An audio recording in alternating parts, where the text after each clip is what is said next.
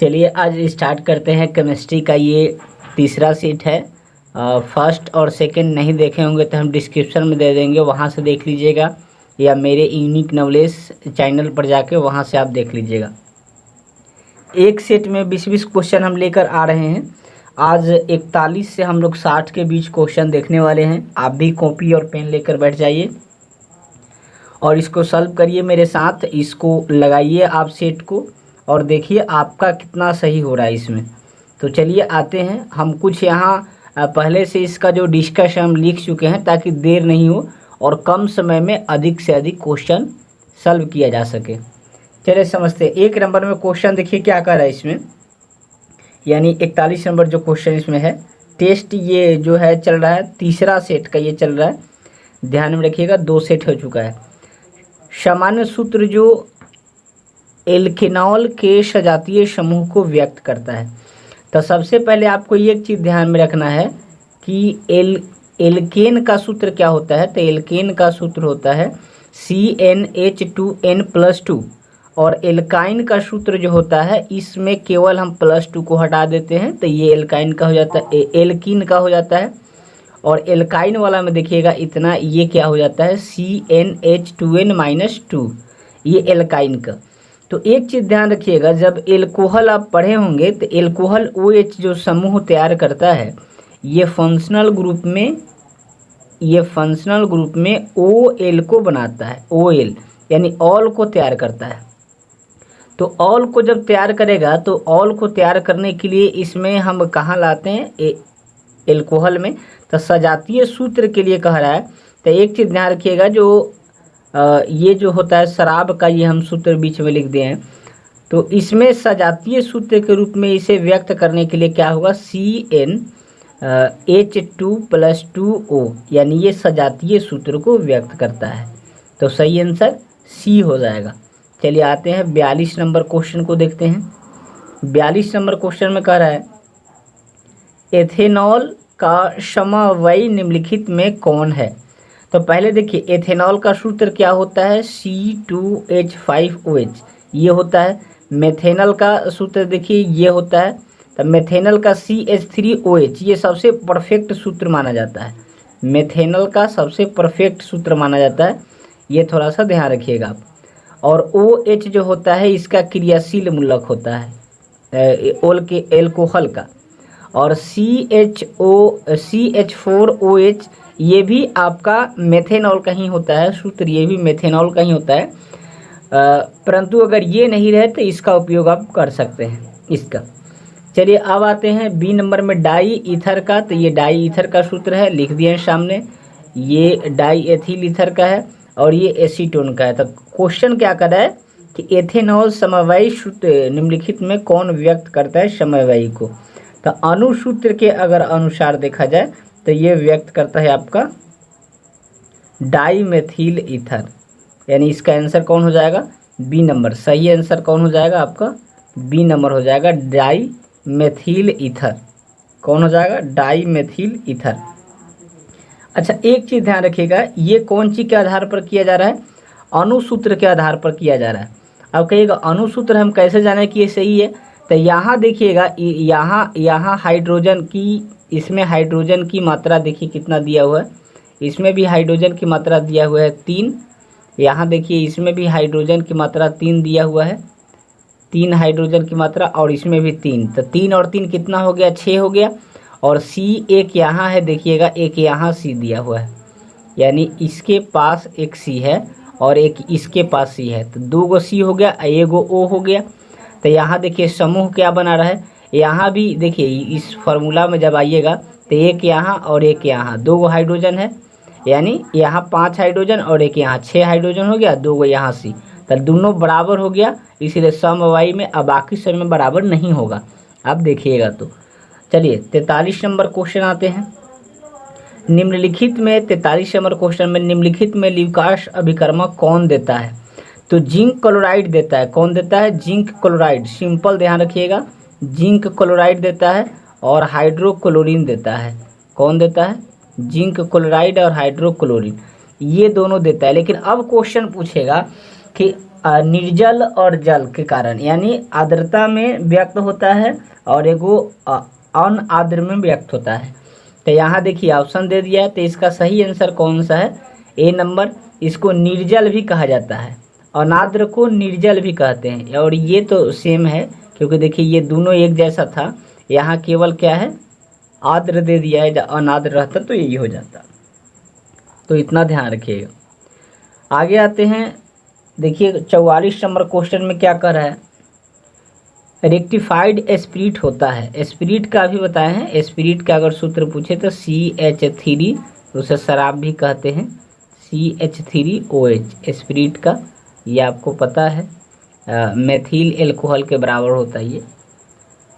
लेकिन इसमें क्वेश्चन पूछ रहा है कि रेक्टिफाइड में स्पिरिट कितना होता है, तो स्पिरिट इतना होता है, यानी 95.5% एल्कोहल होता है, यानी स्पिरिट होता है उसमें, और 4 कुछ परसेंट, यानी घटा दीजिएगा इसमें, 4.5% जल होता है, 4.5% वाटर होता है। तो इतना आप ध्यान में रखिएगा, फटाफट हम जल्दी जल्दी बताने का प्रयास करें। वाटर होता है इतना। 45 नंबर क्वेश्चन में देखिए क्या कह रहा है कि एल्डिहाइड एवं कीटोन के सामान्य सूत्र का गणना कीजिए, यानी बताइए इसमें एल्डिहाइड और कीटोन के सामान्य सूत्र को कौन प्रदर्शित कर रहा है। तो इसमें एल्डिहाइड और कीटोन के सामान्य सूत्र को जो प्रदर्शित करेगा ये होगा। एल्डिहाइड और कीटोन का सूत्र क्या होता है, नीचे हम आपको चलिए बता रहे हैं, सब बताएंगे इसमें। 46 नंबर क्वेश्चन देखिए, आइसोप्रोपिल एल्कोहल के ऑक्सीकरण से निम्नलिखित में कौन प्राप्त होता है। 46 नंबर क्वेश्चन में तो एसीटोन प्राप्त होता है। कौन प्राप्त होता है? एसीटोन प्राप्त होता है। ईथर का क्रियाशील मूलक ये होता है, इस तरह से आप जानते हैं। एल्डिहाइड में यहाँ देखिए एल्डिहाइड का पूछ रहा था, चलिए हम नीचे बता ही दे रहे सबका।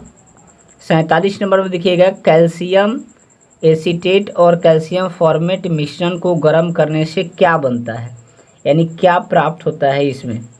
तो एसिटिक अम्ल प्राप्त होता है। लेकिन एक ध्यान रखिएगा, अगर एसिटिक अम्ल नहीं दिया हो तो क्या होगा, एसीटैलिहाइड प्राप्त होता है। एसीटैलिहाइड,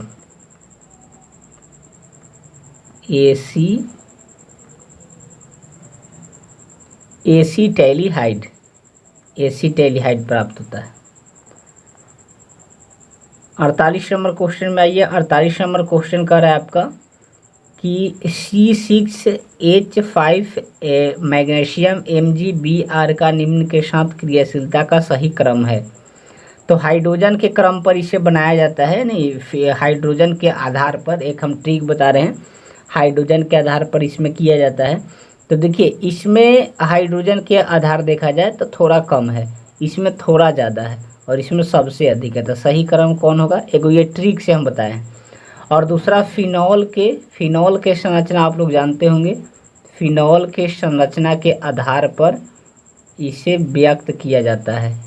फिनॉल के संरचना के आधार पर ये फिनॉल का क्रियाशील सूत्र होता है, फिनॉल के इस संरचना पर भी इसे व्यक्त किया जाता है। 49 नंबर क्वेश्चन में निम्नलिखित में किस यौगिक में कार्बोक्सिल समूह उपस्थित नहीं है। करें किस में उपस्थित नहीं है, तो कार्बन देखिए मेथनोइक अम्ल का लिखेगा, इसमें कार्बन भी है, एथेनोइक का लिखेगा, इसमें भी कार्बन है, बेंजोइक का लिखेगा, लेकिन पिक्रिक का इसमें कार्बन नहीं होता है। क्योंकि ये कैसा होता है, ये किस तरह के समूह बनाता है, ये जो समूह बनाता है पिक्रिक का, ये हम आपको यहाँ दिखा दे रहे हैं, ये किस तरह का समूह बनाता है। ये देखिए इस तरह का एक फिनॉल तैयार करता है, फिनॉल, और यहाँ जो फिनॉल हम बना रहे हैं OH के साथ ये बनाएगा, और बाकी सब N2O होता है, यानी क्या होता है N2O बाकी सब होता है, यहाँ भी N2O होगा, बाकी सब N2O होता है, N2O, यानी इस तरह से बनाते हैं। इसमें कार्बन कहीं नहीं आता, इसलिए पिक्रिक अम्ल समूह नहीं बनाएगा। देखिए हम आपको ऊपर बताए थे कि चलिए ईस्टर, ईथर, एल्कोहल, एल्डिहाइड और एसीटैलिहाइड, फॉर्मेल्डिहाइड, ये सब का सूत्र बताते हैं। तो देखिए हम यहाँ बता दिए हैं। एक नंबर यहाँ 50 नंबर क्वेश्चन में करा है, देखिएगा मोनोकार्बोलिक अम्ल निम्नलिखित में किसका क्रियाशील समवायी है। तब पहले देखिए मोनोकार्बोलिक कार्बोक्सिल का जो यहाँ सूत्र लिखा है, देखिए क्या होता है, R बॉन्ड COOH है, घेरा हुआ है, इसको हम बाद में बताएं क्यों घेरे हैं। एस्टर का सूत्र देखिए यहाँ लिख दिए हैं, ईथर का लिख दिए हैं, एल्कोहल का लिख दिए हैं, हाँ एल्कोहल का यहाँ लिख दिए हैं, और यहाँ एल्डिहाइड का लिख दिए हैं। एल्डिहाइड का एक और सूत्र होता है CHO, डायरेक्टली इसको लिखे तो CHO लिख देंगे हम। हाई R जो लिखा हुआ है क्रियाशील मूलक है, ये R जो है ना ये क्रियाशील मूलक के बारे में व्यक्त करता है। अब देखिए कह रहे हैं कि इसमें समवायी, तो इसमें देखिएगा 2 कार्बन है, यानी इसमें दिखा रहे हैं आपको 2 ऑक्सीजन है, तो 1 कार्बन है, तो 1 कार्बन है तो कितना के 1 अनुपात के बराबर हुआ, और 2 है तो 2 के बराबर, और हाइड्रोजन 1 है तो 1 के बराबर। तो इसमें अब देखेंगे कि समवायी यानी इसके बराबर कौन है, समतुल्य कौन बना रहा है। तो देखिए यहाँ इसमें भी 1 कार्बन है, यहाँ हम दिखा रहे हैं, यहाँ इसमें भी 1 कार्बन है, और ऑक्सीजन 2 है यहाँ, और एल्किल मूलक जहाँ जुड़ता है हाइड्रोजन को लेकर जुड़ता है, इसलिए सही आंसर आपका कौन हो जाएगा, इसका A नंबर हो जाएगा। सही आंसर इसका कौन हो जाएगा, A नंबर। चलिए 51 नंबर क्वेश्चन देखते हैं। निम्नलिखित में किसका अभिकर्मक के द्वारा फॉर्मिक अम्ल फॉर्मेल्डिहाइड के बीच भेद होता है। देखिए फॉर्मिक अम्ल का सूत्र पूछे तो यहाँ हम लिख दिए हैं, ये फॉर्मिक अम्ल का है, और फॉर्मेल्डिहाइड कहे चाहे एसीटिक अम्ल कहे, ये दोनों एक ही होता है, तो इसका सूत्र ये होता है, एल्डिहाइड के आगे H लगा देते हैं। कह रहा है कि किसके द्वारा भेद किया जाता है, तो टॉलेन अभिकर्मक के द्वारा किया जाता है।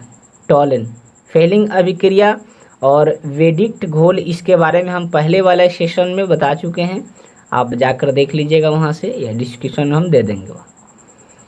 52 नंबर क्वेश्चन जो है कह रहा है, देखिए थोड़ा सा इसको हम थोड़ा बड़ा कर लेते हैं, चलिए अब ठीक दिखेगा।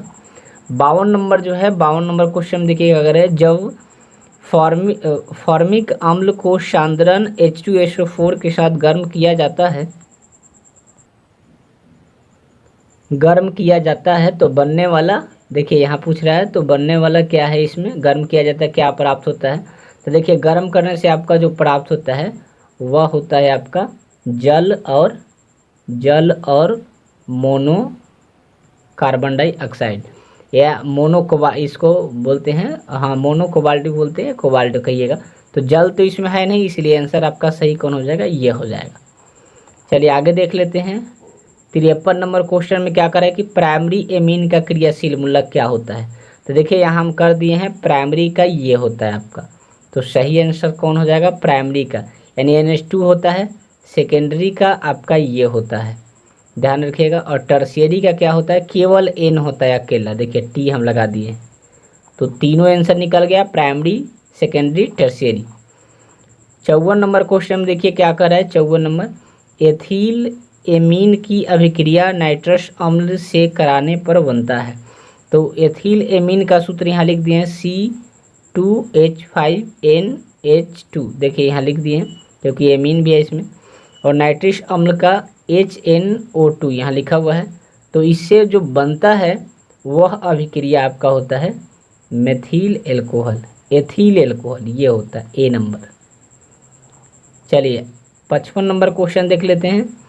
55 नंबर करें कि एसीटाइमाइड की अभिक्रिया ब्रोमाइड एवं सोडियम एल्कोहल के साथ कराने से बनता है, यानी क्या प्राप्त होता है, इसमें ये पूछ रहा है क्या प्राप्त होता है। तो इसका सही आंसर क्या हो जाएगा, मेथिल एमीन। ये मेथिल एमीन क्या है और एसीटोन क्या है, अमोनिया का तो सूत्र सब जानते हैं, NH4 होता है, और NH3 से भी इसको हम लिखते हैं, तो ये सूत्र हो गया आपका। और इसके ऊपर हम सभी ये सूत्र जो एसीटैलिहाइड ये सब देखे हैं ऊपर हम लिख दिए थे, तो वहाँ से आप देखे होंगे। चलिए अब आते हैं हम लोग 56 नंबर क्वेश्चन में। इस क्वेश्चन में क्या कर रहा है थोड़ा सा समझते हैं। चलिए आइए, इसमें कह रहा है कि निम्नलिखित में किसमें एल्काइलेशन संभव है, यानी एल्काइलेशन के मतलब होता है कि बॉन्डिंग, देखिए यहाँ लिखा हुआ है आसानी से समूह छोड़ दे, यानी अपने समूह को आसानी से छोड़ दे, उसे एल्काइलेशन कहा जाता है। तो किसमें संभव है ये कह रहा है क्वेश्चन। तो देखिए इसमें क्या है, प्राइमरी एमीन और सेकेंडरी एमीन दोनों में ये संभव है, क्योंकि अपने प्राइमरी एमीन में कितना होता है, 2 हाइड्रोजन होता है और सेकेंडरी में 1 हाइड्रोजन होता है, तो दोनों अपने आप को छोड़ देगा। 2 से अधिक नहीं होना चाहिए। जैसे टर्शियरी है तो ये नहीं होगा, ये नहीं होगा। क्वेश्चन करेगा कौन में नहीं होगा, तो टर्शियरी में नहीं होगा, ये थोड़ा सा ध्यान रखिएगा। चलिए आगे आ जाते हैं। 57 नंबर क्वेश्चन, निम्नलिखित में कौन सर्वाधिक मीठा शर्करा है। तो देखिए सबसे मीठा शर्करा कह रहा है, ऐसे मीठा तो सब है। एक चीज़ ध्यान में रखिएगा, यहाँ जो हम ये नंबर लिखे हैं ये आपेक्षिक मिठास का होता है, ये क्रम है यानी उसकी संख्या है। अब कहिएगा आपेक्षिक मिठास क्या होता है, तो इसके लिए हम एक सेपरेट वीडियो लेके आएंगे, उसमें आपको हम बता देंगे कि आपेक्षिक मिठास क्या होता है। अभी देखिए इसमें सबसे मीठा कौन है, तो फ्रक्टोज है, सबसे मीठा फ्रक्टोज है। 2 नंबर पर सुक्रोस है और 3 नंबर पर ग्लूकोस आता है। देखिए यहाँ हम लिख दिए हैं ग्लूकोस, 3 नंबर पर ग्लूकोस और 4 नंबर पर आपका लैक्टोज आता है, 4 नंबर पर लैक्टोज आता है। तो कहिएगा माल्टोस, तो लैक्टोज के आसपास में ही रहता है माल्टोस, उतना इसका भूमिका नहीं है, इसलिए हम इसको साइड में रखे हैं। अब देखिए थोड़ा सा समझते हैं। क्वेश्चन करेगा अपेक्षिक घनत्व के अनुसार सबसे पहले क्रम पर कौन आता है। तो देखिए यहाँ ये सबसे पहले क्रम पर कौन है आपका, ये है बी नंबर फ्रक्टोस, और दूसरे नंबर पर सुक्रोस, और तीसरे नंबर पर ग्लूकोस यहाँ देखिए, और चौथे नंबर पर लैक्टोस। कितना परसेंटेज होता है इसमें अपेक्षिक मिठास, तो लैक्टोस में होता है आपका 16% और फ्रक्टोस में होता है 173%, इसीलिए देखिए सबसे ज़्यादा। सुक्रोस में 100%, इसमें 74% होता है। तो ये मिठास का क्रम भी ध्यान रखिएगा। चलिए आगे आते हैं। 58 नंबर क्वेश्चन कर रहा है, फाइनली क्वेश्चन जो है 58 नंबर। इस क्वेश्चन में देखते हैं क्या कर रहा है। निम्नलिखित में कौन एस्टेरॉयड से संबंधित है। एस्टेरॉयड के मतलब क्या होता है कि फैट को बढ़ाने वाला। तो एक कोलेस्ट्रॉल होता है, अगर ऑप्शन में कोलेस्ट्रॉल होता तो उसको हम लगा देते, लेकिन वो नहीं है। तो ये विटामिन डी से भी होता है, यानी वसा होता है, वसा के भी मात्रा इसे प्राप्त होते हैं। ये विटामिन कितने प्रकार के होते हैं, विटामिन का रासायनिक नाम क्या है, सभी हम वीडियो बना दिए हैं, डिस्क्रिप्शन में दे देंगे, वहाँ से देख लीजिएगा। चलिए 59 नंबर क्वेश्चन में, निम्नलिखित में कौन साधारणतः शरीर द्वारा नहीं बनाए जाते हैं। तो देखिए एंजाइम तो शरीर बना लेता है और हार्मोन्स भी अंदर होता ही है, प्रोटीन बना लेता है, लेकिन विटामिन शरीर द्वारा नहीं, ये पौधों या फलों के द्वारा, मतलब जो होता है फल के द्वारा या जो खाद्य पदार्थ है उसके द्वारा प्राप्त होता है। यह कि याद रखिएगा, पका पपीता से सभी विटामिन प्राप्त होते हैं। आइए फाइनली क्वेश्चन जो है आपका 60 नंबर देखते हैं। डीएनए और आरएनए में समान भस्म है। तो एक चीज़ ध्यान रखिएगा, इसके बारे में भी अंतर हम बता चुके हैं। अगर डीएन में पूछेगा तब डीएन का मुख्य जो भस्म होता है, डीएन का मुख्य जो भस्म होता है वह क्या होता है, ध्यान रखिएगा, डीएन का मुख्य भस्म थाइमिन होता है। और आरएनए का मुख्य भस्म पूछेगा क्या होता है, तो यूरासिल होता है, ये ध्यान रखिएगा। तो ऐसा ऑप्शन देखिए कि जब में ना यूरासिल हो और ना थाइमिन हो। तो देख रहे हैं कि इसमें यूरासिल है, तो ये तो नहीं होगा, क्योंकि ये तो यूरासिल इसमें पाया जाता है, दोनों में होना चाहिए। तो ये ऑप्शन देख रहे हैं, ना यूरासिल है ना थाइमिन है, तो ये सही ऑप्शन है आपका। तो कितना आसानी से हम लोग आज पूरे 20 क्वेश्चन को लगाए 60 तक। ये तीसरा टेस्ट सीरीज है। कितना आप सही लगाए, कैसा वीडियो लगा कमेंट में ज़रूर बताइएगा। फिर मिलते हैं हम किसी अगले वीडियो में, तब तक के लिए जय हिंद।